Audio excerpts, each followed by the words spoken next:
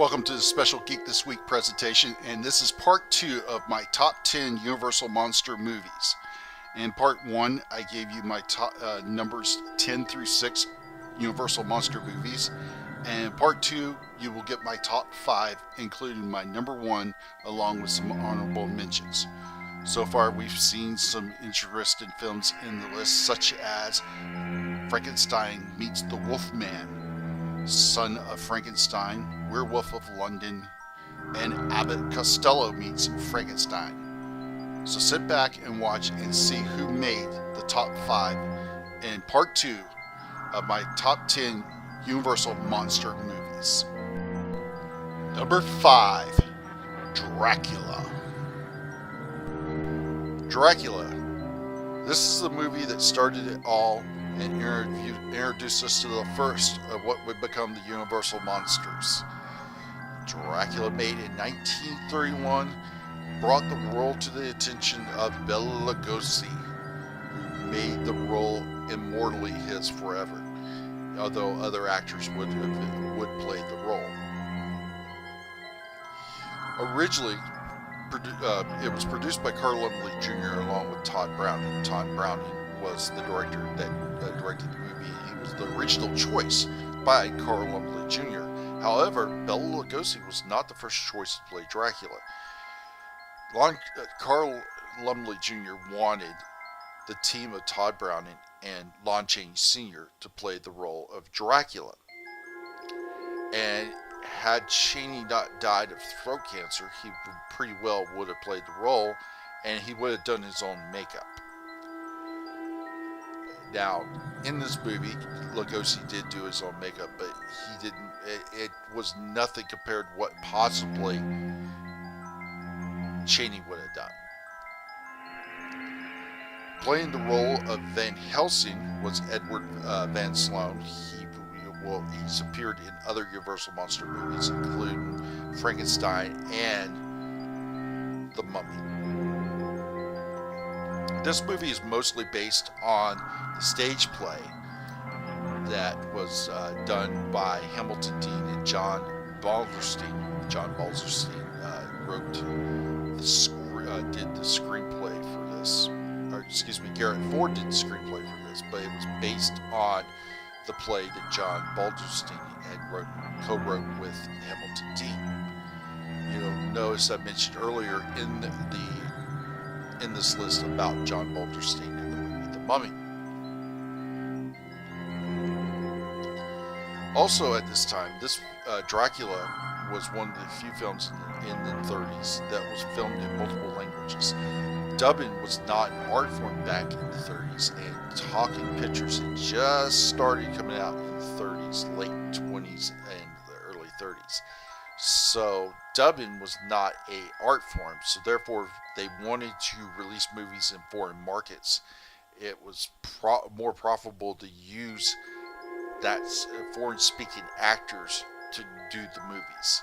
So Dracula was also filmed at the same time in Spanish, and it is considered, the Spanish version is considered to be more of a technical superior movie to the English version, but it's Lugosi's performance that outdoes anything that technically was superior in the Spanish version.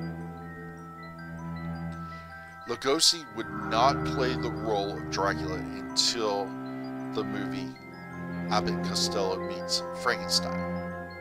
Lugosi would go on to create another performance in the role of Igor in Son of Frankenstein and Ghost of Frankenstein. Lugosi's performance stands out very well, and I just feel like that he will always be Dracula. He's the Dracula I knew of until I got introduced to Hammer horror films, but he'll still be Dracula to me. Number 4, The Wolfman. The Wolfman.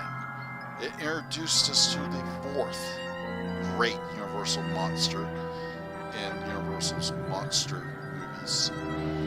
Lon Chaney Jr. stars as Larry Tobbit, who is bitten by a werewolf and becomes a werewolf himself.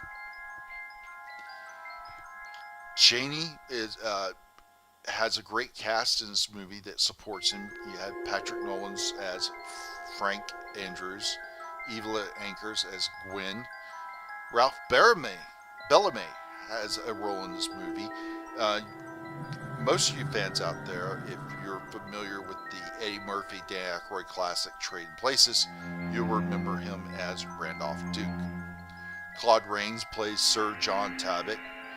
Claude Rains, who played the Invisible Man in the James Whale Invisible Man movie. It is written by Kurt Sturmacher, and it is really well done. And it has an atmosphere of goth and modern time. The transformations is well done. This is probably one of Jack Pierce's masterpieces in doing monster makeup. It was very tedious makeup to do because he would have to do it in stages for the special effects to show Chaney transforming into the werewolf. It was all done with lap dissolve progressive makeups that were only seen very rarely, building up and up. So it was well done. This makeup was originally designed for Werewolf of London, but Henry Hull refused to wear the makeup. So when the Wolfman came about, Pierce decided to use it again, and Chaney did it. I don't know how he did it, but he did it. It's been said that he was forced to sit motionless for hours as the scenes were shot frame by frame, and he said there was times that he was left there sitting while the crew broke for lunch. But it's one of his greatest performances. This is what made his career. It may also typecast him, but it also made his career. And as I've said throughout this video, this is Chaney's baby because he's the only person to have played Larry Talbot the Wolfman. Well, atmospheric movie.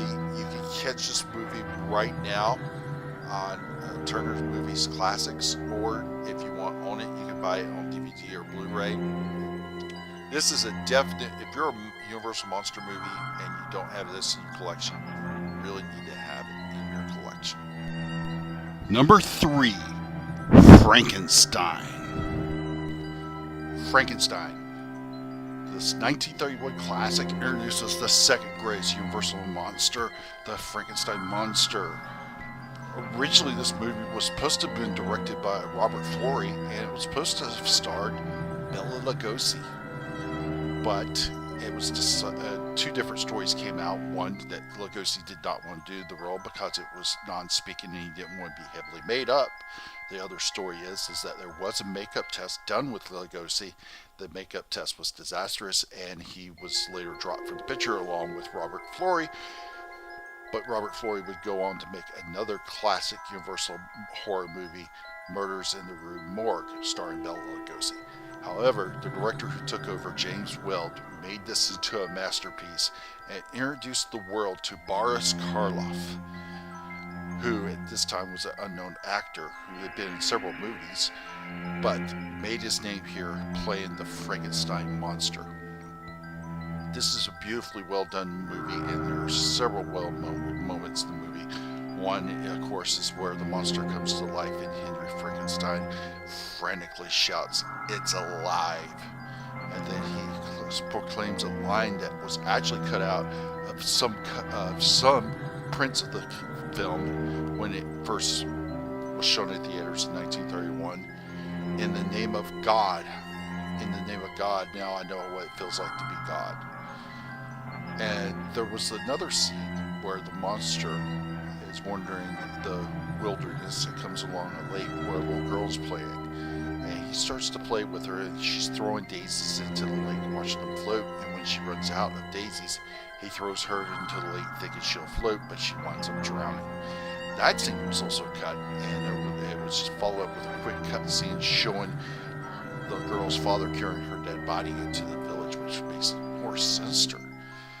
But it is the brilliance of Jack Pierce's makeup design of the Frankenstein monster and Boris Karloff that just makes it a memorable character.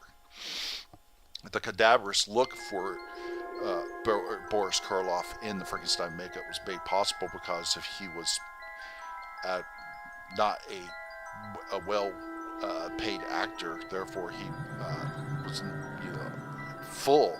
The 30s, of course, was the Great Depression.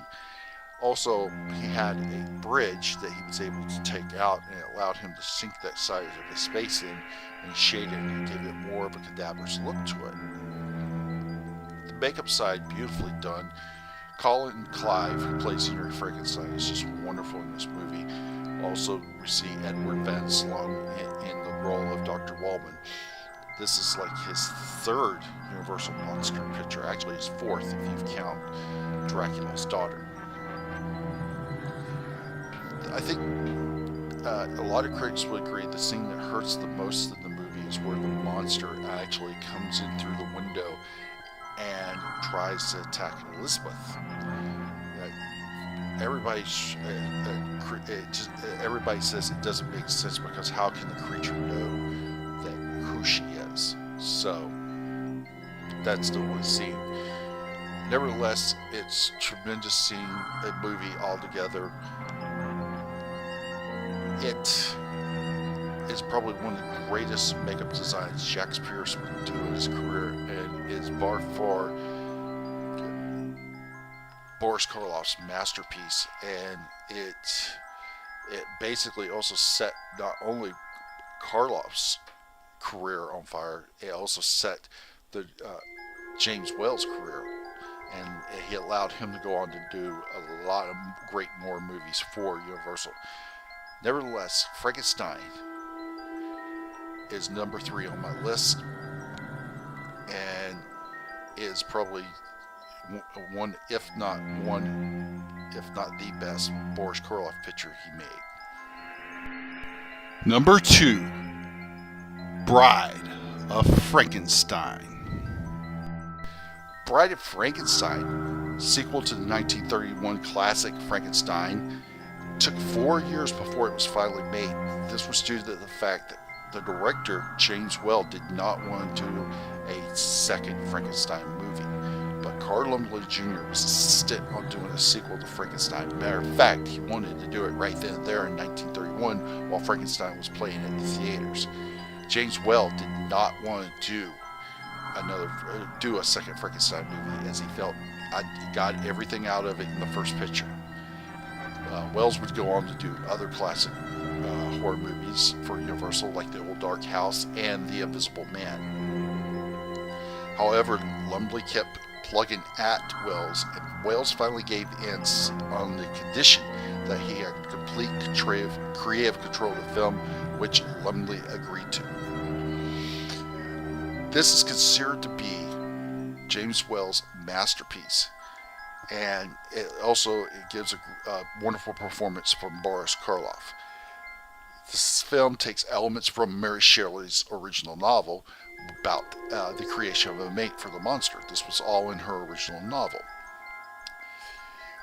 There are some most wonderful scenes in this movie that makes it probably one of the best monster movies that came out of the 30s for sure. There was this, of course, the scenes with the monster and the blind hermit, where the hermit teaches the monster how to speak and about bread, drink good, things like that. Colin Clive returns and gives a wonderful performance as Henry Frankenstein, but some of the other characters were changed. For example, Elizabeth, originally played by Mae Clarke in the original movie, was recast, and Valerie Hobson took the role in Bride of Frankenstein. Dr. Pretorius was introduced in this, replacing the boring Dr. Wallman, and this eccentric character just had some wonderful scenes with Henry Frankenstein. Dr. Pretorius, played by Ernest Thesiger. Other scenes that stand out is the scene at the beginning of the movie with Percy Shelley, Lord Byron, and Mary Shelley. Mary Shelley was played by Elsa Lanchester, who would also play the bride. James Whale insisted that she play both characters or he would not do the picture. Nevertheless, it's all well done. It's well constructed as far as the script. Karloff gives a great performance, and actually, believe it or not, Karloff was against the monster speaking. He felt it was a bad idea, but as we know, he was wrong, and that's probably one of the pieces that makes this movie so great. The final scene where the bride comes to life and Henry Frankenstein utters, "She's alive, alive." And they remove her bandages and we see her in a full frame shot with Dr. Pretorius declaring the bride of Frankenstein. Well done movie. I think the ending was well done, where the monster destroys himself, the bride, and Dr. Pretorius saying to him, "You stay, we belong dead." This is just a wonderful, wonderful movie, and like I said, it is James Whale's masterpiece. When you talk about James Whale, you gotta bring up Bride of Frankenstein. When you bring up Bride of Frankenstein, you've got to talk about James Whale. And this is the only movie that the bride appears in. In no of the other Frankenstein movies does the bride appear, but she becomes such an iconic character for just this one movie. She earns her place as the only female monster in the Universal Monsters catalog. So, beautiful movie. I love it. I own it, and it's just wonderful. Jack Pierce is balls on with the makeup of the bride. Of course, the makeup for Karloff is great, and actually he does it in stages, which makes sense as the movie progresses. We see the makeup of the monster change, which is beautifully well done. If you have never seen this movie, my first thing would be, why haven't you? And if you haven't, you can catch it right now. It's on Turner Classics movies, or Turner Movie Classics, excuse me, and you should be able to watch it on demand if you have Turner Movie Classics on your cable system or your satellite provider. But also, if you want on the movie, you should be able to find it this time of year on DVD or Blu-ray. Before we get to our top one Universal monster movie, here are some honorable mentions.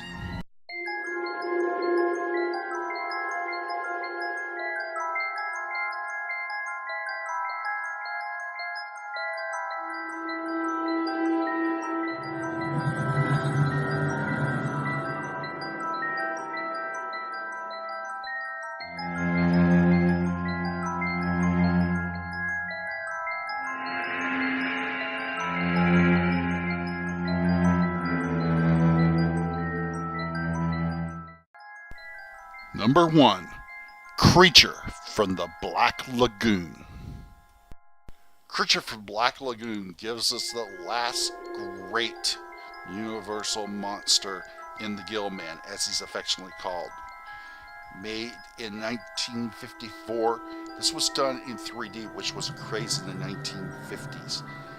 The creature, who is played by two actors, one on land, played by Ben Chapman, while the underwater creature was underwater scenes with the creature was portrayed by Rico Browning. This movie was well done, and it's just the scenic view of the Amazon was just well done. This movie was filmed in Waukulla Springs, Florida, which took the place of the lagoon in the Amazon, and it just worked so brilliantly. Richard Carson, who plays Dr. David Reed, does a wonderful job in this film as the dedicated scientist who wants to discover the creature for the right reasons and has a good moral standing. The actress, Julie Adams, who plays Kate Lawrence, is just beautifully portrayed, and the scene of her swimming in the lagoon with the creature swimming synchronous underwater with her is just one of the breathtaking scenes to me. The swimsuit she wore was considered very risque for 1954, which to us that's like tame, but it's just beautiful. It's just beautifully done. Jack Arnold is to me, this is his masterpiece. I love this movie.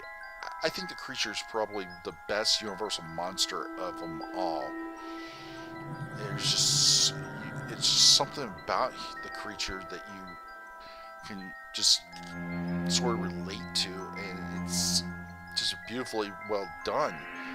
It's no quirkiness to it. It's just a good, solid horror sci-fi movie. That the music when the creature appears, it's just, it's like, ooh. But I have to say that the costume for the Gill Man is beautifully done. At that time, the head of the makeup for Universal was Bud Westmore, who took over the department after Jack Pierce had been fired from Universal. And this is the first creature, or first Universal monster that Bud Westmore gets full credit for creating, even though he just oversaw the creation. He didn't do any of the actual work. The bodysuit for the creature was done by Jack Keevan, but the head of the creature, the head helmet, or what as you would call it, that was sculpted and done by Chris Miller. Like I said, Ben Chapman was cast to play the Gill Man on land because of his height. That he made his height made the creature stand out, just because they wanted the creature to be big. But for the underwater scenes, they wanted someone who could do the swimming and handle doing the underwater scenes, and that is why Rico Browning got cast. Matter of fact, he got cast because the producer and second director and director had came down to scout Walla Springs to see if it would work for the movie, which it did, and they asked would Rico Browning swim in front of the camera so that they could get some footage for perspective usage. And Jack Arnold decided that he would hire Rico Browning to play the Gill Man underwater, which Rico Browning would play the Gill Man for the underwater scenes in all three of the Universal creature movies. Again, I just have to say that it's the iconic scene of Julie Adams swimming in the lagoon in that white bathing suit underneath the Gill Man. The Gill Man is like, I'm in love with you. and it's well done. It's not beat you over the head. I'd love to see this movie in 3D, but I've never have. But it's still beautifully spectacular in 2D. This movie is number one on this list because it stands the test of time. It is a well-made movie that takes a monster and makes it believable that it can exist. And that's what it's one of the things I love about this movie, and it's just there's just something about the creature that you just fall in love with. I had the opportunity to meet Rico Browning, as I said earlier, who played the Gill Man for the underwater scenes in all three creature movies, this past February in Pensacola, Florida at Pensacon 2017. And I also got to go to a screening of the creature for the Black Lagoon there. And I have to say, there's nothing better than watching that movie with a lot of people. It gives a different feeling than just sitting at home on the couch watching it. So, as I said, Creature from the Black Lagoon is number one on my list. I know there's going to be a lot of people saying, well, it should be number one, but it is on my list. I'd love to hear your comments and thoughts on what you think about this movie, but for now, I stick by my decision. The number one Universal monster movie is Creature from Black Lagoon. That's it for the part 2 of my top 10 Universal monster movies. I hope you enjoyed. I had fun making this video. I tried to continuously take in criticism from my previous video from last year, my top 10 Hammer horror films, and I hope you do see some improvement. As always, I do appreciate any comments and criticism, but all I ask is you please keep it constructive and not mean or demean. Also, check out other great content on the Geek This Week YouTube channel. There are plenty of panels from comic conventions, several great ones. If you're a Star Trek fan, there are several with Shell Nichols, Maria Sturis, Gates McFadden. If you're a Doctor Who fan, I have the 5th Doctor, Peter Davison, the 6th Doctor, Colin Baker, and the 7th Doctor, along with his companion Ace, Sylvester McCoy, and Sophie Aldrich. And plus much, much more. So please check out all the great content on the Geek This Week YouTube channel. Thank you for watching, and I hope again that